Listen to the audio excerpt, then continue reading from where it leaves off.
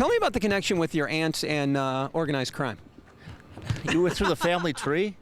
You checked out the family tree? Yeah. Oh, man. No, well, I grew up in Batavia. So Batavia, most people think of Dan Issel, Kenny Anderson, quarterback of the Bengals. We all played high school together. But there's a time before that Batavia was known as the hideout for a lot of the, as you said, organized crime guys who tried to get away from Elliot Ness and the boys because they were in charge of Cook County. So they'd run out and hide in King County, Batavia. So John Dillinger actually lived right on the street where our doctor lived. And then my father grew up on East Wilson Street, and my aunt Dorothy was a nurse, and somehow, I don't know how, but she got connected with Capone, and he trusted her and she liked him, and she became his personal nurse.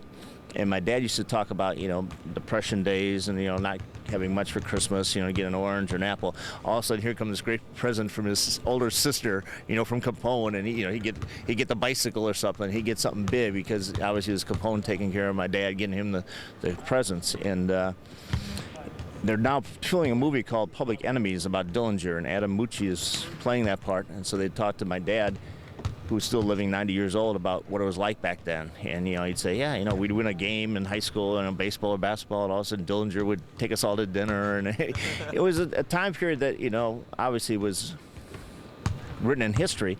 But growing up, I knew that she was his nurse, but nobody really talked about it because she was the one that ran away to go with Capone. And then when she passed away at her funeral, all the stories came out and everything came out of the closet. And then we started saying, oh, Aunt Dorothy, oh yeah, her and Capone, and oh yeah, she moved to Lake Geneva and lived with him, and she'd send us presents, and she'd do this. And so it was part of, I think, part of the family tree that nobody was really proud of for a few years. But now, we're saying, oh, that's pretty cool, And your aunt was really Al Capone's personal nurse? Yeah. So that makes you a made man? I don't know what it makes me.